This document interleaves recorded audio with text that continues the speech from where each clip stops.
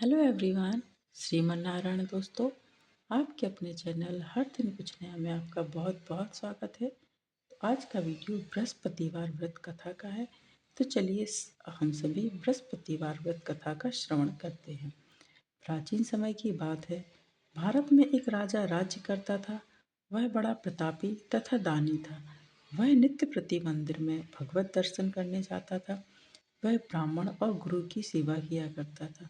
उसके द्वार से कोई भी याचक निराश होकर नहीं लौटता था। वह प्रत्येक गुरुवार को व्रत रखता एवं पूजन करता था।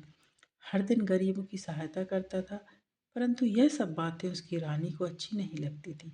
वह न व्रत करती थी और न किसी को एक भी पैसा दान में देती थी। वह राजा से भी ऐसा करने को मना किया करती थी। एक समय की बात है कि राजा शिकार खेलने वन को चले गए। घर पर रानी और दासी थी। उस समय गुरु बृहस्पति साधु का रूप धारण कर राजा के दरवाजे पर भिक्षा मांगने आए। साधु ने रानी से भिक्षा मांगी तो वह कहने लगी, हे साधु महाराज, मैं इस दान पुण्य से तंग आ गई हूँ। इस कार्य के लिए मेरे पतिदेव ही बहुत हैं। अब तो आप ऐसी कृपा करें कि सारा धन नष्ट हो जाए तथा मैं आराम से रह सकूं। साधु रूपी बृहस्पति देव ने कहा, हे देवी, तुम बड़ी विचित्र हो। संतान और धन से कोई दुखी नहीं होता। इसको सभी चाहते हैं। पापी भी पुत्र और धन की इच्छा करता है। अगर तुम्हारे पास धन अधिक है तो भूखे मनुष्यों को भोजन कराओ, प्याऊ लगवाओ, ब्राह्मणों को दान दो, धर्मशालाएं बनवाओ, कुआं तालाब बावड़ी बाग बगीचे आदि का निर्माण करवाओ तथा निर्धनों की कुंवारी कन्याओं का विवाह करवाओ। साथ ही यज्ञ आदि करो। इस प्रकार के कर्मों से आपके कुल का और आपका नाम परलोक में भी सार्थक होगा एवं तुम्हें भी स्वर्ग की प्राप्ति होगी। परंतु रानी साधु की इन बातों से खुश नहीं हुई। उसने कहा, हे साधु महाराज, मुझे ऐसे धन की आवश्यकता नहीं है जिसको मैं अन्य लोगों को दान देती फिरूं तथा जिसको रखने और संभालने में ही मेरा सारा समय नष्ट हो जाए। साधु ने कहा, हे देवी, यदि तुम्हारी ऐसी ही इच्छा है तो जैसा मैं तुम्हें बताता हूँ तुम वैसा ही करना। बृहस्पतिवार के दिन घर आंगन को गोबर से लीपना, अपने केसों को पीली मिट्टी से धोना, केसों को धोते समय स्नान करना, राजा से कहना वह हजामत करवाएं, भोजन में मांस मदिरा खाना, कपड़े धोबी के यहाँ धुलने देना। इस प्रकार 7 बृहस्पतिवार करने से तुम्हारा सारा धन नष्ट हो जाएगा। यह कहकर साधु महाराज रूपी बृहस्पति देव अंतर ध्यान हो गए। रानी ने साधु के कहने के अनुसार 7 बृहस्पतिवार तक वैसा ही करने का विचार किया। साधु के बताए अनुसार कार्य करते हुए केवल 3 बृहस्पतिवार ही बीते थे कि उसकी समस्त धन संपत्ति नष्ट हो गई। भोजन के लिए दोनों समय परिवार तरसने लगा तथा सांसारिक भोगों से दुखी रहने लगा। तब राजा रानी से कहने लगा कि हे रानी, तुम यहाँ पर रहो, मैं दूसरे देश को जाता हूँ, क्योंकि यहाँ पर मुझे सभी मनुष्य जानते हैं, इसलिए मैं यहाँ पर कोई काम नहीं कर सकता। मैं अब परदेश जा रहा हूँ, वहाँ कोई काम धंधा करूँगा, शायद हमारे भाग्य बदल जाएं। ऐसा कहकर राजा परदेश चला गया और वहाँ जंगल से लकड़ी काट कर लाता और शहर में बेचता। इस तरह वो राजा जीवन व्यतीत करने लगा। इधर राजा के बिना रानी दासियां दुखी रहने लगी। किसी दिन भोजन मिलता और किसी दिन जल पीकर ही रह जाती। एक समय रानी और दासियों को 7 दिन बिना भोजन के व्यतीत करने पड़े। तो रानी ने अपनी दासी से कहा, हे दासी, यहाँ पास के ही नगर में मेरी बहन रहती है। वह बड़ी धनवान है, तू उसके पास जा और वहाँ से 5 सेर बेझर मांग कर ले आ, जिससे कुछ समय के लिए गुजारा हो जाएगा। दासी रानी की बहन बहन के पास गई। रानी की बहन उस समय पूजा कर रही थी। बृहस्पतिवार का दिन था। दासी ने रानी की बहन से कहा, हे रानी बहन, मुझे आपकी बहन ने भेजा है, मुझे 5 सेर बेजर दे दो। दासी ने यह बात अनेक बार कही, परंतु रानी की बहन ने कोई उत्तर नहीं दिया, क्योंकि वह उस समय गुरु बृहस्पतिवार की कथा सुन रही थी। जब दासी को रानी की बहन से कोई उत्तर नहीं मिला तो वह बहुत दुखी हुई। उसे क्रोध भी आया। वह लौटकर रानी से बोली, हे रानी, आपकी बहन बहुत ही घमंडी है। वह छोटे लोगों से बात भी नहीं करती। मैंने उनसे कहा तो उसने कोई उत्तर नहीं दिया और मैं वापस चली आई। रानी बोली, हे दासी, इसमें कोई दोष नहीं है। जब बुरे दिन आते हैं तब कोई सहारा नहीं होता है। अच्छे बुरे का पता विपत्ति में ही लगता है। जो ईश्वर की इच्छा होगी वही होगा। यह सब हमारे भाग्य का दोष है। उधर रानी की बहन ने सोचा कि मेरी बहन की दासी आई थी, परंतु मैं उससे नहीं बोली। इससे वह बहुत दुखी हुई होगी। अतः कथा सुन और विष्णु भगवान का पूजन समाप्त करवाए अपनी बहन के घर आई और कहने लगी, हे बहन, मैं बृहस्पतिवार का व्रत कर रही थी। तुम्हारी दासी हमारे घर आई थी, परंतु जब तक कथा होती है तब तक हम लोग न उठते हैं और न बोलते हैं, इसलिए मैं नहीं बोली। कहो दासी क्यों गई थी? रानी बोली, बहन, हमारे घर अनाज नहीं था। वैसे तुमसे कोई बात छिपी नहीं है, इस कारण मैंने दासी को तुम्हारे पास 5 सेर बीजल लेने के लिए भेजा था। रानी की बहन बोली, बहन देखो, बृहस्पति भगवान सबकी मनोकामना पूर्ण करते हैं। देखो, शायद तुम्हारे घर में भी अनाज रखा हो। यह सुनकर दासी घर के अंदर गई तो वहाँ उसे एक घड़ा बेझर का भरा मिल गया। उसे बड़ी हैरानी हुई, क्योंकि उसने एक एक बर्तन करके देख लिया था। उसने बाहर आकर रानी को बताया। दासी अपनी रानी से कहने लगी, हे रानी, देखो, वैसे जब हमको अन्न नहीं मिलता तो हम रोज ही व्रत करते हैं। अगर इनसे व्रत की विधि और कथा पूछ ली जाए तो हम भी व्रत कर लिया करेंगे। दासी के कहने पर रानी ने अपनी बहन से बृहस्पतिवार व्रत के बारे में पूछा। उसकी बहन ने बताया, हे रानी बहन, बृहस्पतिवार को सूर्योदय से पूर्व उठकर स्नान करने बृहस्पतिवार का व्रत करना चाहिए, लेकिन उस दिन सिर नहीं धोना चाहिए। बृहस्पतिवार के व्रत में चने की दाल और मुनक्कों से विष्णु भगवान का केले की वृक्ष की जड़ से पूजन करें तथा दीपक जलावें। उस दिन एक ही समय भोजन करें। भोजन पीले खाद्य पदार्थ का करें तथा कथा सुनें। इस प्रकार करने से गुरु भगवान प्रसन्न होते हैं, अन्न पुत्र धन देते हैं। इस तरह व्रत और पूजन की विधि बताकर रानी की बहन अपने घर लौट गईं। रानी और दासी दोनों ने निश्चय किया कि वे बृहस्पति भगवान का पूजन जरूर करेंगी। कुछ समय बाद बृहस्पतिवार आया तो उन्होंने व्रत रखा। घुड़साल में जाकर चना और गुड़ बीन लाई तथा उसकी दाल से केले की जड़ में विष्णु भगवान का पूजन किया। अब भोजन कहाँ से आए? दोनों बड़ी दुखी हुई, परंतु उन्होंने व्रत किया था, इस कारण बृहस्पति देव भगवान प्रसन्न थे। वे एक साधारण व्यक्ति के रूप में 2 थालों में सुंदर पीला भोजन लेकर आए और दासी को देकर बोले, हे दासी, यह भोजन तुम्हारे और रानी के लिए, तुम दोनों करना। दासी भोजन पाकर बड़ी प्रसन्न हुई और रानी से बोली, रानी जी, भोजन कर लो। रानी को भोजन के आने के बारे में कुछ भी पता नहीं था, इसलिए वह दासी से बोली, जा तू ही भोजन कर, क्योंकि तू हमारी व्यर्थ में हंसी उड़ाती है। दासी बोली, एक व्यक्ति अभी भोजन दे गया है। रानी कहने लगी, वह भोजन तेरे लिए ही दे गया है, तू ही भोजन कर। दासी ने कहा, वह व्यक्ति हम दोनों के लिए 2 थालों में भोजन दे गया है, इसलिए मैं और आप दोनों ही साथ साथ भोजन करेंगे। फिर दोनों ने गुरु भगवान को नमस्कार कर भोजन प्रारंभ किया। उसके बाद से वे प्रत्येक बृहस्पतिवार को गुरु भगवान का व्रत और पूजन करने लगी। बृहस्पति भगवान की कृपा से उनके पास धन हो गया, परंतु रानी फिर पहले की तरह आलस करने लगी। तब दासी बोली, देखो रानी, तुम पहले भी इस प्रकार आलस करती थी, तुम्हें धन के रखने में कष्ट होता था, इस कारण सभी धन नष्ट हो गया। अब गुरु भगवान की कृपा से धन मिला है तो फिर आलस होता है।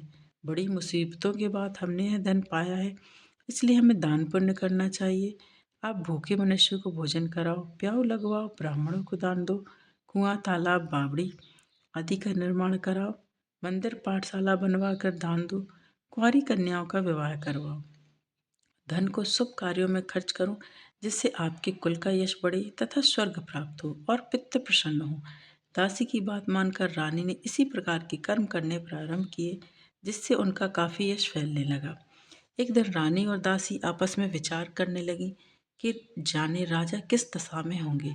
उनकी कोई खोज खबर नहीं है। गुरु भगवान से उन्होंने प्रार्थना की और भगवान ने रात्रि में राजा को स्वप्न में कहा, हे राजा, उठ, तेरी रानी तुझको याद करती है, अब अपने देश को लौट जा। राजा प्रातःकाल उठकर जंगल से लकड़ियां काट कर लाने के लिए जंगल की ओर चल पड़ा। जंगल से गुजरते हुए वह सोचने लगा, रानी की गलती से कितने दुख भोगने पड़ रहे हैं। राजपाट छोड़कर उसे जंगल में आकर रहना पड़ा। जंगल से लकड़ियां काटकर उन्हें बेचकर गुजारा करना पड़ा। उसी समय उस जंगल में बृहस्पति देव एक साधु का रूप धारण कर आए और राजा के पास आकर बोली, हे लकड़हारे, तुम इस सुनसान जंगल में किस चिंता में बैठे हो, मुझे बतलाओ। यह सुन राजा के नेत्रों में जल भर आया और साधु की वंदना कर बोला, हे प्रभु, आप सब कुछ जानने वाले हैं। इतना कहकर राजा ने साधु को अपनी संपूर्ण कहानी सुना दी। महात्मा तो स्वभाव से ही दयालु होते हैं। वे राजा से बोले, हे राजा, तुम्हारी पत्नी ने बृहस्पति देव के प्रति अपराध किया था, जिसके कारण तुम्हारी यह दशा हुई है। अब तुम किसी प्रकार की चिंता मत करो, भगवान तुम्हें पहले से अधिक धन देंगे। देखो, तुम्हारी पत्नी ने बृहस्पतिवार का व्रत करना प्रारंभ कर दिया है। अब तुम भी बृहस्पतिवार का व्रत करके चने की दाल व गुड़ और जल को लोटे में डालकर केले के पत्ते से भगवान विष्णु का पूजन करो। फिर कथा कहो या सुनो, भगवान तुम्हारी सभी मनोकामनाओं को पूर्ण करेंगे। साधु को प्रसन्न देखकर राजा बोला, हे प्रभु, मुझे लकड़ी बेचकर इतना पैसा नहीं बचता जिससे मैं भोजन करने के उपरांत कुछ बचा सकूं। मैंने रात्रि में अपनी रानी को व्याकुल देखा। मेरे पास कोई साधन नहीं जिससे मैं समाचार जान सकूं। फिर मैं बृहस्पतिवार की कौन सी कहानी कहूँ या सुनूं? मुझे तो कुछ भी मालूम नहीं है। साधु ने कहा, हे राजा, तुम किसी बात की चिंता मत करो। बृहस्पतिवार के दिन तुम रोजाना की तरह लकड़ियां लेकर शहर में जाओ। तुम्हें रोज से दोगुना धन प्राप्त होगा, जिससे तुम भली भांति भोजन कर लोगे तथा बृहस्पति देव की पूजा का सामान भी आ जाएगा। बृहस्पति देव की कथा मैं तुम्हें सुनाता हूँ, जो कि इस प्रकार है। बृहस्पति देव की कथा। प्राचीन काल में एक बहुत ही निर्धन ब्राह्मण था।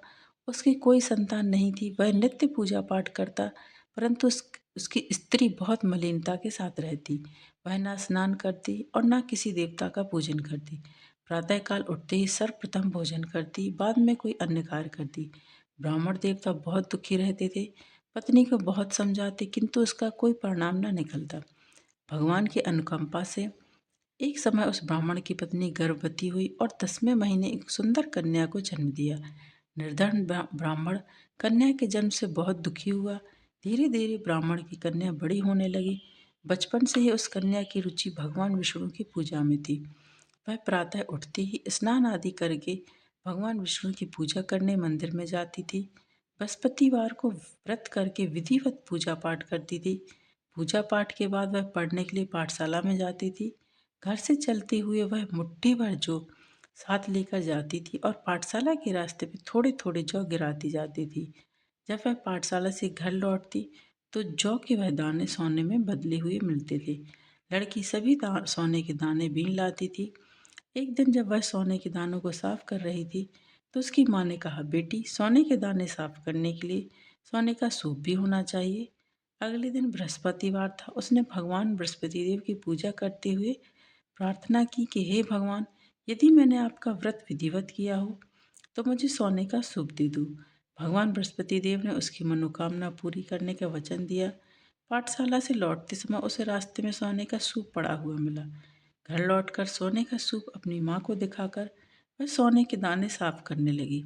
उसी समय नगर का राजकुमार उसके घर के पास से गुजरा। उस सुंदर लड़की को सोने के सूप में जौ साफ करते देख राजकुमार उस पर मोहित हो गया। महल में लौटकर राजकुमार ने राजा से उस लड़की से विवाह करने की इच्छा प्रकट की। तो राजा ने ब्राह्मण को महल में बुलाकर राजकुमार से उस लड़की के विवाह की बात कही। ब्राह्मण तैयार हो गया। धूमधाम से उस लड़की का विवाह राजकुमार से हो गया। दुल्हन बनकर ब्राह्मण की लड़की महल में चली गई। लड़की के चले जाने से ब्राह्मण फिर निर्धन हो गया। उसे कई कई दिन भोजन भी नहीं मिलता था। बहुत दुखी होकर ब्राह्मण एक दिन अपनी लड़की के पास गया। अपने पिता से निर्धनता का समाचार सुनकर उसे बहुत सा धन देकर पिता को विदा किया। उस धन से ब्राह्मण के कुछ दिन तो आराम से गुजर गए, लेकिन जल्दी ही भूखों मरने की हालत हुई। ब्राह्मण अपनी लड़की से धन लेने के लिए फिर महल में पहुंचा। लड़की ने पिता की बुरी हालत देखकर कहा, पिताजी, आखिर आप कब तक मुझसे धन लेकर जीवन यापन करेंगे? आप कोई ऐसा उपाय क्यों नहीं करते जिससे आपका घर धन संपत्ति से भर जाए? ब्राह्मण ने कहा, मैंने तेरी माँ को बहुत समझा लिया, पर उसकी समझ में कुछ नहीं आता। उसका फूहड़पन नष्ट हो तो घर की निर्धनता भी दूर हो जाए। तब सोचकर लड़की ने पिता से कहा, पिताजी, आप कुछ दिनों के लिए माँ को मेरे पास छोड़ जाओ। तब कुछ सोचकर ब्राह्मण पत्नी को लड़की के पास महल में छोड़ आया। लड़की ने अपनी माँ से कहा, माँ, तुम प्रातःकाल उठकर स्नान आदि करके भगवान बृहस्पति देव विष्णु जी की पूजा अवश्य करना। पूजा करने से तुम्हारी निर्धनता अवश्य दूर हो जाएगी। लेकिन उसकी माँ ने उसकी कोई बात नहीं मानी।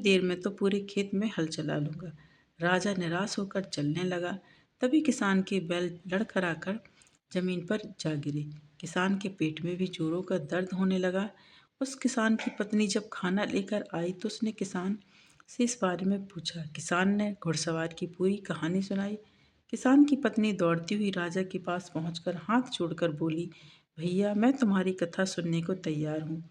राजा ने उसके साथ खेत पर पहुंचकर बृहस्पतिवार की कथा सुनाई। तभी बैल उठकर खड़े हो गए। किसान के पेट का दर्द भी तुरंत ठीक हो गया। राजा अपनी बहन के घर पहुंचा तो उसकी बहुत आव भगत हुई। अगले दिन सुबह उठकर राजा ने देखा घर के सभी लोग भोजन कर रहे हैं। किसी भूखे को बृहस्पतिवार की कथा सुनाए बिना राजा भोजन नहीं करते थे। उसने बहन से कहा, बहन क्या घर में कोई ऐसा व्यक्ति है जिसने अभी तक भोजन ना किया हो? उसकी बहन बोली, भैया हमारे घर में तो क्या आपको पूरे नगर में कोई ऐसा व्यक्ति नहीं मिलेगा जिसने सुबह सुबह भोजन नहीं किया हो। तब राजा ने बहन के घर से निकलकर उस नगर में बिना भोजन किए व्यक्ति की तलाश की। एक गडरिये के घर में उसका बेटा बीमार होने के कारण भूखा रह गया था। राजा ने उसको जाकर बृहस्पतिवार की कथा सुनाई। कथा सुनते सुनते गडरिये का बीमार बेटा बिल्कुल ठीक हो गया। सबने राजा की बहुत प्रशंसा की। एक दिन राजा ने अपनी बहन से कहा, बहन अब हम अपने घर जाना चाहते हैं, तुम भी हमारे साथ चलो, कुछ दिन वहाँ रहकर लौट आना। राजा की बहन ने अपनी सास से पूछा तो सास ने ताने देते हुए कहा, बहू मायके जाना है तो अकेली जाना, मेरे पोतों को ना ले जाना, क्योंकि तुम्हारे भाई की कोई संतान नहीं है। कहीं तुम्हारी भाभी मेरे पोतों पर कोई जादू टोना ना कर दें। दूसरे कक्ष में बहन की सास की बातें सुनकर राजा दुखी मन से अकेला ही अपने नगर को लौट आया। रानी ने राजा से कहा, आप तो अपनी बहन को साथ लाने की बात कहकर गए थे, फिर बहन को साथ क्यों नहीं लाए? तब राजा ने दुखी होते हुए कहा, रानी हम निसंतान हैं, इसलिए कोई हमारे घर आना पसंद नहीं करता। रानी ने राजा को समझाया, हे प्राणनाथ, हमें बृहस्पति देव ने सब कुछ दिया है, अब भगवान बृहस्पति देव हमें संतान भी अवश्य देंगे। बृहस्पतिवार को विधिव्रत व्रत करते हुए राजा रानी ने भगवान बृहस्पति देव से संतान के लिए प्रार्थना की। कुछ दिनों के बाद उन्होंने स्वप्न में दर्शन देते हुए कहा, हे राजन, तेरी मनोकामना अवश्य पूरी होगी। एक सप्ताह बाद ही रानी गर्भवती हुई। 10वें महीने रानी ने एक सुंदर पुत्र को जन्म दिया। राजा रानी जीवन पर्यंत बृहस्पतिवार का व्रत करते रहे। उनके घर में धन की वर्षा होती रही। इस तरह आनंद पूर्वक जीवन यापन करते हुए राजा रानी भगवान बृहस्पति देव की अनुकंपा से मोक्ष को प्राप्त करके सीधे वैकुंठ धाम पहुंच गए। बृहस्पतिवार को विधिवत व्रत करके जो स्त्री पुरुष भगवान विष्णु की पूजा करते हैं, भगवान उनकी सभी मनोकामनाएं पूरी करते हैं। दोस्तों, तो यह बृहस्पतिवार बृहस्पति देव भगवान की कथा थी।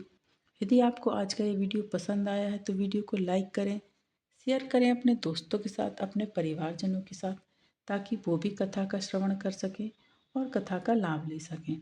और यदि आप चैनल पर नए हैं तो चैनल को सब्सक्राइब करें, साथ ही बेल आइकन को प्रेस करें। इससे ये होगा कि मैं कोई भी वीडियो अपलोड करूँगी तो उसकी नोटिफिकेशन आपके पास पहुँच जाएगी। आगामी व्रतों एवं त्योहारों के लिए चैनल पर बने रहें। मिलते हैं नेक्स्ट वीडियो में दोस्तों।